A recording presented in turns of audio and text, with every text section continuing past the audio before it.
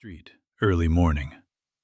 The city wakes up with noise, bus horns, shouting traders, rushing feet, and the heavy weight of life. Amara sits behind a small roadside sewing table outside a fabric shop. Her eyes are tired, but her hands are steady. She carefully stitches a red dress. Mama Ijeoma approaches, arms folded. Mama Ijeoma says, "Amara, my daughter, rent does not fear your beauty. It is still late." Amara replies, "I know, Mama. I just need 2 more days. One good client and I'll pay you half." Mama Ijeoma says, "Half does not pay full rent." Amara forces a smile and says, "Please, 2 days." Mama Ijeoma studies her, then softens. She says, "You are a good girl, but goodness does not protect anyone in this city. Be wise." She walks away. Amara looks at her nearly empty purse. A customer picks up the dress and asks, "How much?" Amara answers, 10,000. The customer laughs and says, "For this? I'll give you 4. Amara swallows her pride and says, "Take it for 6. The customer walks away. Amara watches, defeated. Cut to Kofi weaving through traffic on a motorbike, sweat on his face, urgency in his eyes. He checks his phone. 12 missed calls from Taz. Kofi mutters to himself, "Not today. Please, not today." He speeds off. Interior, small room apartment, evening. The apartment is tiny but warm. A mattress, a plastic table, a kettle, and a few dreams hanging by a thread. Amara enters carrying bread and eggs. Kofi is already there, pretending to be relaxed.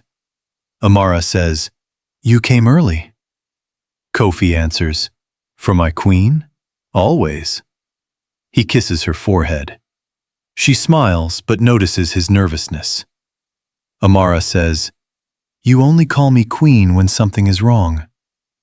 Kofi laughs weakly and says, "So now love is a crime?" She places the food down. Amara says, "I saw the missed calls on your phone, Kofi. Who is Taz?" Silence. Kofi says, "Nobody. Just a man I owe."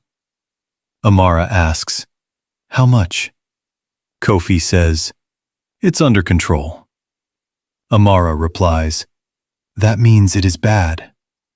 Kofi exhales and says, "I borrowed money to start the delivery business properly. The bike broke. A client refused to pay. Everything scattered." Amara asks again, "How much?" Kofi says, 800,000. Amara stares at him in shock and cries, "Kofi!" Kofi says, "I was trying to build something for us." Amara asks, "Without telling me?"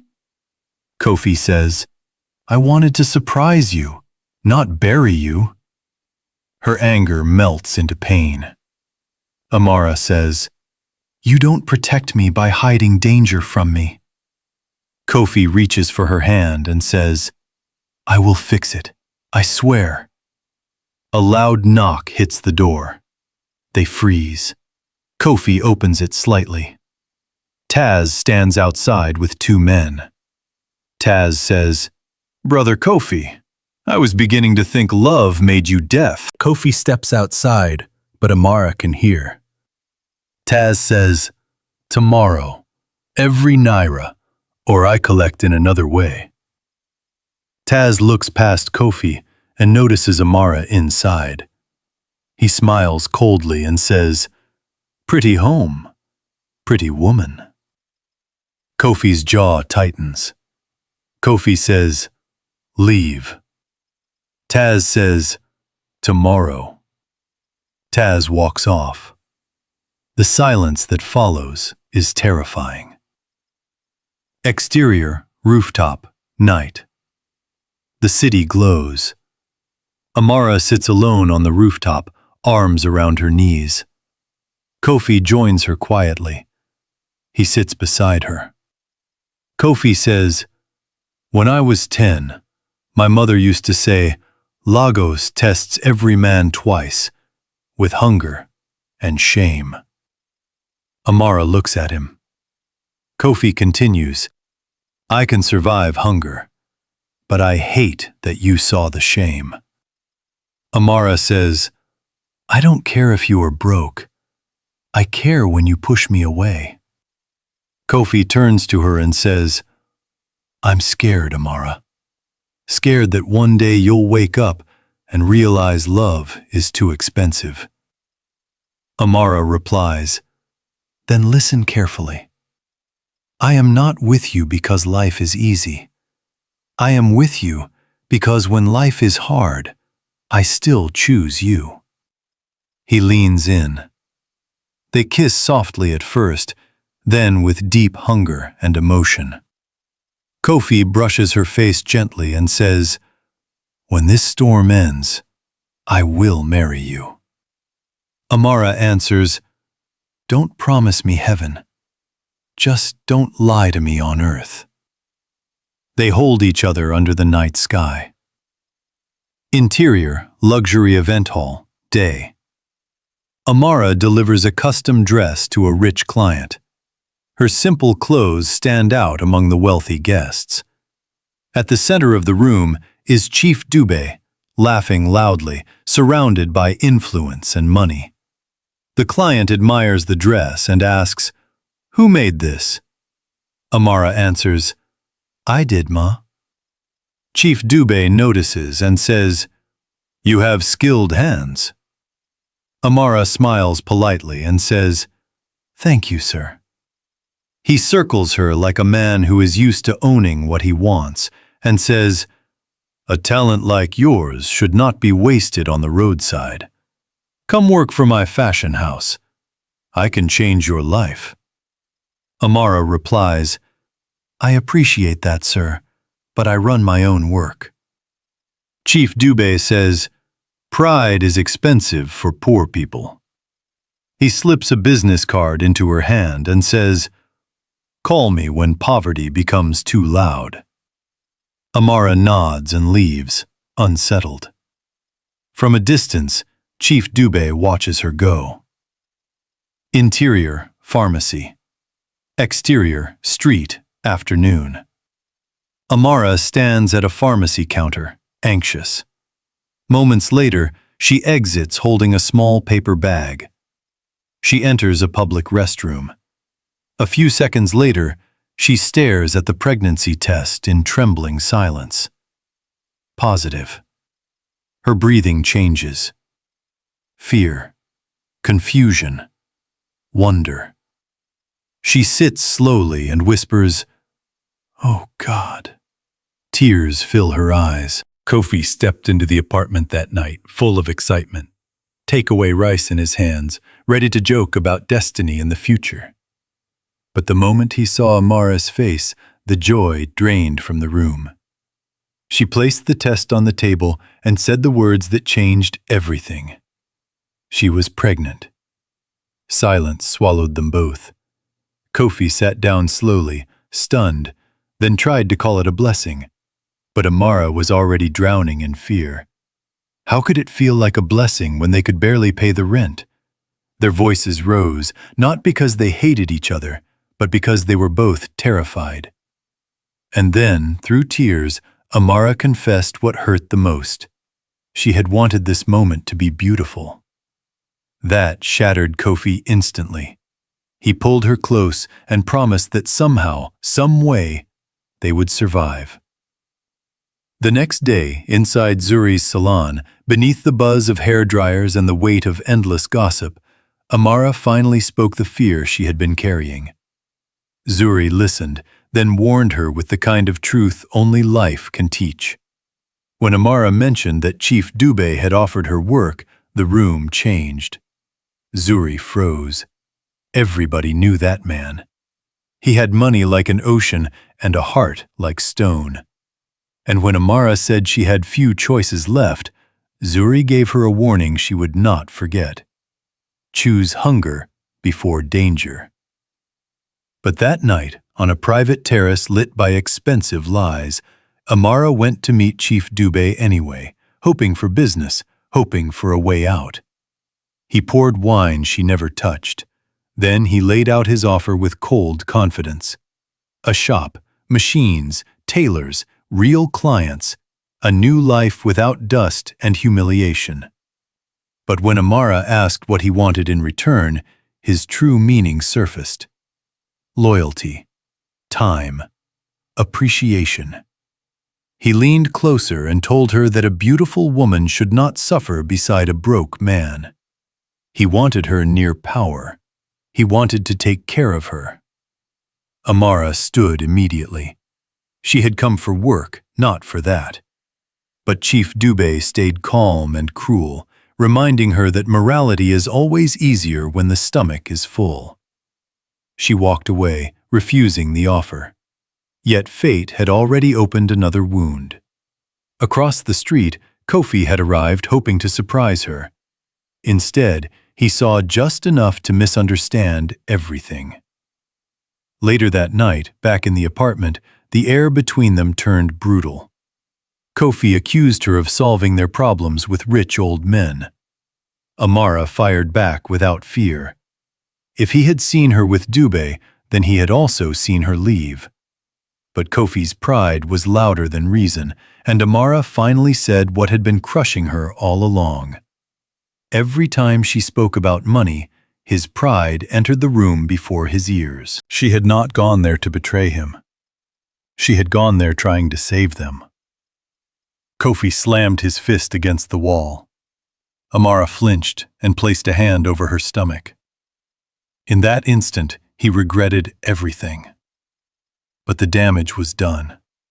And when she looked at him and whispered, "Don't become another thing I have to fear," his face collapsed under the weight of shame. Later, on the rooftop, under the loneliness of the night sky, Kofi found her again. This time he came with no anger, only regret. He admitted he was wrong.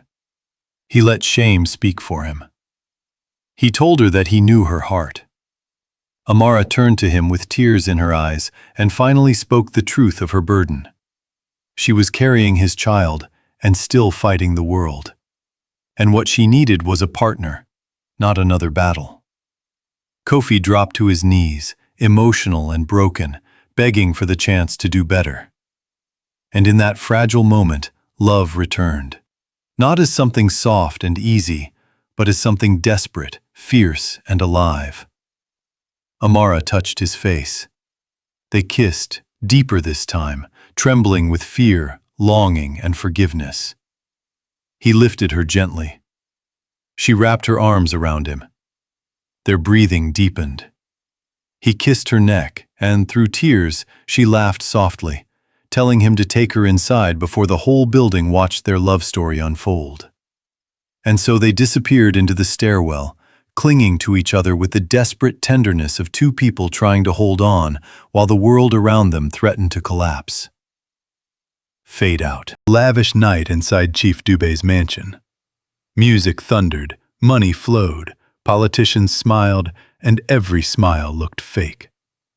Amara was there against her will, only to deliver dresses for a client. Kofi arrived later to take her home.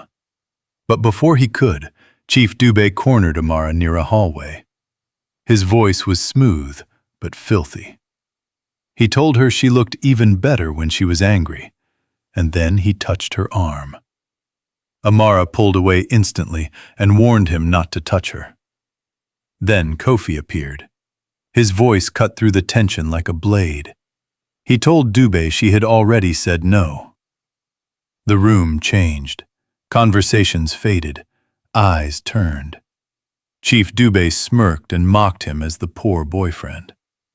Kofi stood his ground and told him to stay away from his woman. But Dubé went lower. He asked if Kofi could feed his woman, and then, with cruel precision, asked if he could protect his child. Kofi froze. Amara froze. Somehow, Dubé knew their secret. Dubé smiled wider and reminded them that no secret stays alive around money. In a flash, Kofi grabbed his collar. Guests gasped. Amara begged him to stop. Security rushed in, but Kofi shoved Dubé away and shouted a threat the entire hall could hear. If Dubé ever came near her again, he would kill him. And among the witnesses was Inspector Biko, off duty but watching everything. Amara pulled Kofi out of the mansion. Behind them, Chief Dubé straightened his suit, burning with rage. Later that same night, inside his office, Chief Dubé poured himself whiskey and paced like a man whose pride had been cut open. Then the door opened, and Taz walked in. Dubé told him he was not invited, but Taz did not care. He reminded Dubé that he had been told to pressure the boy, and now he wanted to be paid. That changed the air immediately. Dubé ordered him to lower his voice. Taz pushed harder. He said Dubé wanted the girl desperate and the boyfriend broken, and he had done his part. Dubé stepped closer and called him a street dog, warning him not to bark inside his house. Taz snapped back and told him not to use him and forget his bone. Then Dubé opened a drawer. Taz smiled, expecting cash. But instead of money, Chief Dubé pulled out a gun. His voice turned cold. Leave. In one sudden movement, Taz grabbed a letter opener from the desk and drove it into Dubé's chest. Dubé gasped in shock. Taz stabbed him again. Blood spread across the desk. Breathing hard, Taz wiped his hands, grabbed a file and cash from the drawer, and disappeared into the darkness. The next morning, violence came knocking at Amara and Kofi's apartment door. Police stormed inside with Inspector Biko. His voice was firm, merciless. Kofi Mensah was under arrest for the murder of Chief Dubé. Amara was stunned. Kofi denied everything, but Biko laid out the trap. Kofi had threatened Dubé in public. Witnesses heard him. Cameras placed him at the mansion. The evidence, at least on the surface, pointed straight at him. Amara cried out that Kofi had come home with her, but Biko gave her no comfort. Bring proof, not tears. Kofi was dragged away in handcuffs, and Amara was left standing there, shattered. At the police station, Amara sat across from Kofi through the visitor barrier. Kofi looked straight at her and swore on their child that he did not kill Dubé. Amara believed him. Then Kofi told her something deeper. Dubé had been using Taz. Long ago, Kofi had delivered envelopes for one of Dubé's companies. Cash, dirty dealings, hidden transactions. That was how Taz found him. That was how the debt trap began. Amara's fear turned into focus. She asked if Dubé had planned all of this. Kofi said he did not know, but if Taz and Dubé had been working together, then that was where the truth lived. Amara made a promise. She would find it. Kofi warned her to be careful, but this time, Amara was done being careful. That evening, inside Zuri's closed salon, Amara and Zuri searched through gossip clips and old news stories about Dubé. Then Zuri found something. A charity gala video from the previous year. She enlarged a frame, and there, in the background, stood Taz with Dubé. They knew each other. More than knew each other. Suddenly, Amara remembered the night she first met Dubé. He had told her that poverty becomes too loud. Back then, it felt cruel. Now, it felt calculated. He had been too confident, too informed, too sure of their weakness. Zuri said the truth plainly. He had been watching you. Amara stood up with fire in her eyes and said she was going back to the mansion. That night, Chief Dubé's mansion was dim, sealed, and half abandoned, but not completely empty. With help from an old cleaner who recognized her, Amara slipped in through the service entrance. Inside the office, dried blood still stained the edge of the desk. She fought the wave of nausea and began searching the drawers. Then she found it. A ledger. Names, amounts, coded payments. And on one page, a line that froze her blood. Taz. Pressure KM until A yields. Amara stared at the words in horror. Proof. Real proof. Then a floorboard creaked. She hid instantly. 2 men entered the office, Taz and an accomplice. Taz ordered him to find the ledger, because Dubé had written too much. The accomplice searched the desk in panic and said if police saw it, they were dead. Taz replied that they would find it before the police did. Silently, Amara started recording audio on her phone. Then the accomplice said the words that changed everything. You should never have killed him. And Taz answered with the confession Amara had been hunting. He said Dubé had pulled a gun on him, and he had finished what Dubé's arrogance started. Amara's eyes widened. There it was, the truth, the confession. And then, at the worst possible moment, her phone vibrated. Taz turned toward the sound. His voice sharpened instantly. Who's there? Amara ran. Amara burst through the back gate of the mansion, heart pounding, breath tearing through the night as Taz and his men close in behind her. While running, she calls Zuri and cries out that Taz killed Dubé and that she has a recording. Then suddenly, a hand seizes her. The phone slips from her grasp. Taz slams her against a car, spots the ledger in her bag, and mocks her with cold contempt. Amara trembles, but her eyes never drop. She tells him he is finished. Taz only laughs and answers that no, she is. Then he drags her into a van. In an abandoned warehouse at night, Amara is tied to a chair, bruised but unbroken.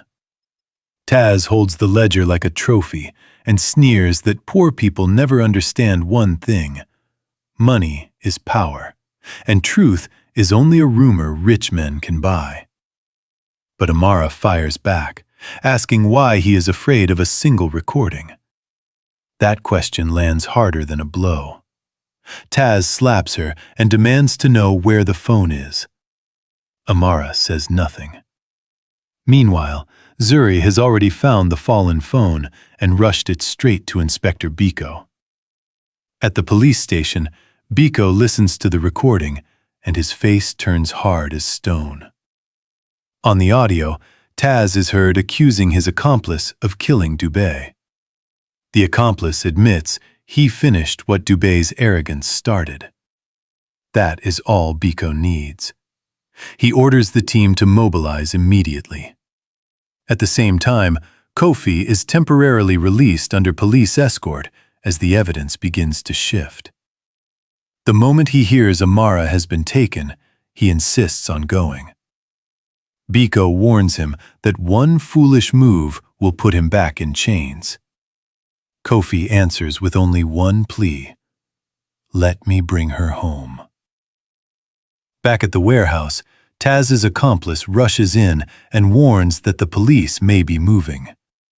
Taz curses and raises a gun toward Amara, declaring that she will become the last loose end.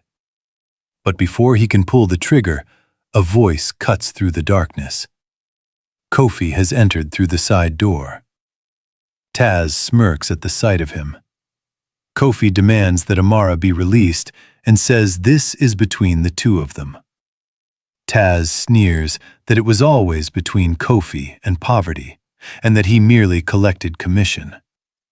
Kofi steps closer, burning with rage, and says Taz used his debt, used his life. Taz answers that Kofi made it easy. Then the gun swings toward Kofi. In a split second, Amara throws herself sideways, crashing the chair to the ground. The shot goes wide. Kofi lunges. What follows is brutal. Punches, blood, crates smashing, desperation against raw power. Taz is stronger, but Kofi fights like a man with nothing left to lose. As the struggle explodes, Amara works one hand free against a broken metal edge. Outside, police sirens begin to swell. Inspector Biko's voice booms from beyond the walls, ordering everyone to drop the weapon. But Taz moves fast. He grabs Amara, presses the gun to her head, and shouts for nobody to move. Kofi freezes, chest heaving. Taz spits out that love makes men weak. But Amara, even in that moment, answers with fearless calm. No, love makes men fight. She stamps down hard on Taz's foot and drives her elbow into his ribs. The gun slips. Kofi launches himself forward and tackles him. The weapon skids away. Then Biko fires, striking Taz in the shoulder. Officers storm in, force him to the ground, and lock cuffs around his wrists as he screams in pain. Amara collapses into Kofi's arms. He holds her and tells her he has got her. She breaks into tears of relief and exhaustion, whispering about their baby. Kofi touches her face and assures her that the baby is okay, that she is okay, that they are okay. Nearby, Inspector Biko looks at them, then at the ledger, and says one final truth. Truth is stubborn. It always returns. 6 months later, daylight pours over a small fashion shop with a bright new sign. Amara Stitch House. Colorful fabrics hang beautifully. Women enter and admire the work. Inside, Amara, glowing and visibly pregnant, adjusts a mannequin while Zuri arranges dresses. Mama Ijeoma collects payment with proud authority. Then Kofi walks in carrying food and greets the owner of the most beautiful shop in Lagos. Amara smiles and teases that he says that only because his child owns the owner. Kofi kneels, kisses her belly, and playfully greets his little boss. Laughter fills the room. Outside, Inspector Biko passes by, sees their happiness, and nods quietly before moving on. Then Kofi turns serious. He admits he still thinks about how close they came to losing everything. Amara takes his hand and reminds him that they did not. Kofi says he wants to do it right this time. He takes out a simple ring. Zuri gasps.